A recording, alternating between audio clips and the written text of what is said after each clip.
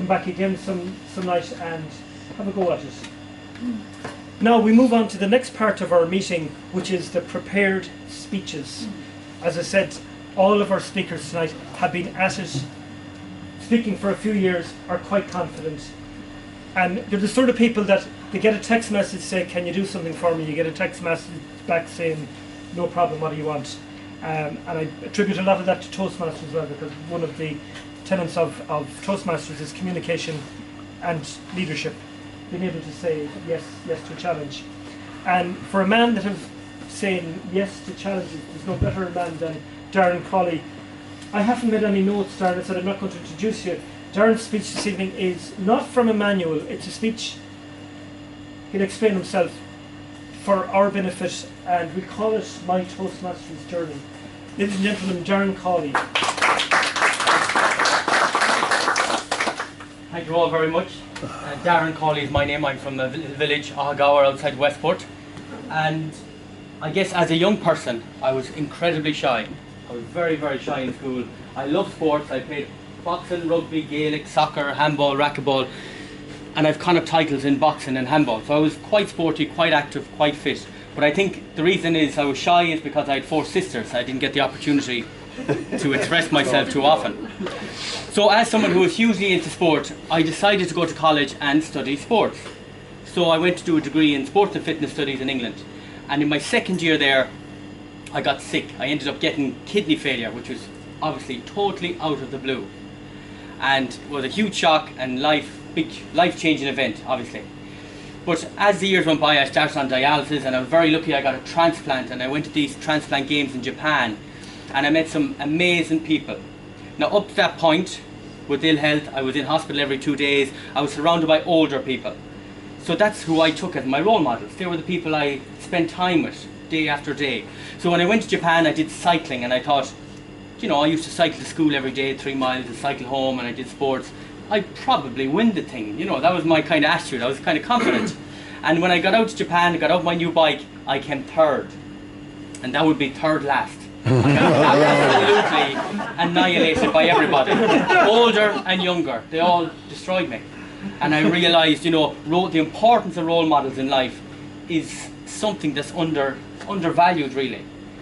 And as life went on, I lost that transplant. I started back on dialysis, and when I was 30, I was asked to join Westport Lions Club. And I said, you know, it's a fundraising organisation. I said, I can't really, you know, I try and raise money for kidney charities. And they suggested I go around to schools and do a talk in schools about donor awareness, or about overcoming adversity, or, you know, living with a long-term illness. So I said I'd give it a go. And I started giving talks in schools. And as I said, I was shy, I was very nervous. I had notes and I got mixed up. I had no structure to the talk. I'd start when I was young, and then I'd get older, and then I'd go back to being young. It was all over the place. But then the Irish Kidney Association heard about me giving these talks in Mayo, and said, how would you like to join us for World Kidney Day in the European Parliament and speak to MEPs, the heads of companies, patient organisations, to speak to a select group of people about your experiences? And I went, wow, that's amazing. But I was incredibly nervous then. And luckily around that time, I think it was Joe here I met, and different people, and said, there's a thing in Westport called Toastmasters. And I said, I need something badly, so I give it a go. And my first speech was fine. I just talked about myself. It didn't go too badly. The second speech was about structure. So you could talk about whatever you wanted, but this particular speech was about structure. And I wrote out a spectacular speech, beginning, 3 paragraphs and ending. Beautiful speech. But I couldn't say it out loud. It sounded great on paper, but I couldn't remember it because it wasn't in story form. It was very technical, so it was a disaster. So I'd learned to stand up. I'd learned how not to do a speech, and as the weeks went by, I learned different skills again and again and again, until the day came when I went to the European Parliament. It was in Strasbourg, and it was like a lunch meeting. It was about twice the size of this, and there was tables down the side, and the first speaker got up, and his name was Professor Reeves.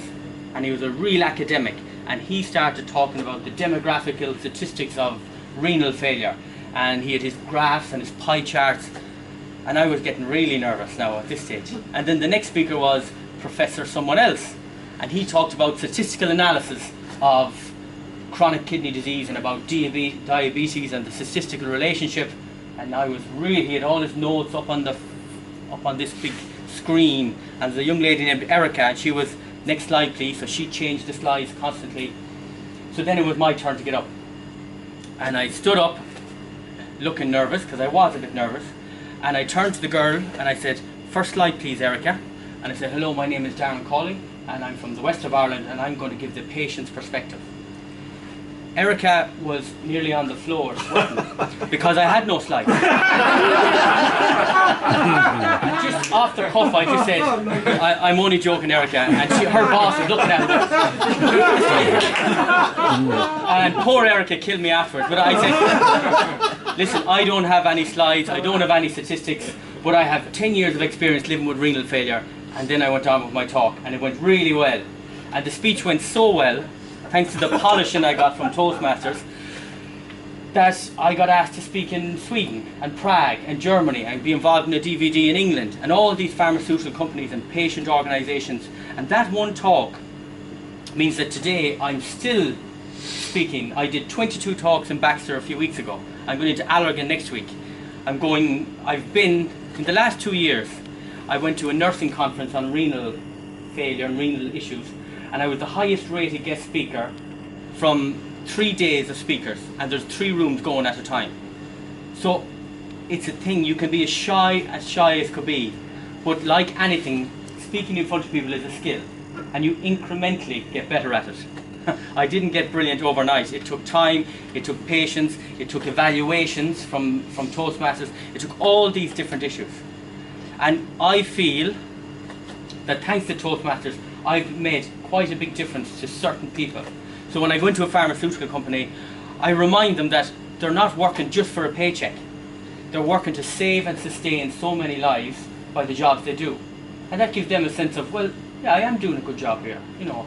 And they're more, it's kind of more impactful for them. So I'm very lucky to be in that position. And I just finished with a story that I sometimes tell in schools especially, and it's about starfish. And you can picture a scene. It's a big beach, like down in Kiel in Achill, and it's the day after a storm, and there's beautiful golden starfish everywhere on the beach. They've been washed up at high tide, and they're dying. So it's very sad, really. But there's a little girl on the beach, and she's walking along, and she's throwing the starfish back into the sea, one at a time, and there's thousands of them. And an adult comes down and says, you know, as adults often talk to children in a kind of condescending way, "Little girl, what are you doing? You can't possibly make any difference. There's thousands of starfish." So she picked up a starfish, she had a good look at it, and she threw it into the water. And she said to the adult, "I made a difference to that one, didn't I?" And that's the way I feel. If you have a message and you become the messenger, and it's a powerful message that you have, Toastmasters can sharpen that message and you can make a difference. So thank you very much. Thank you, Darren.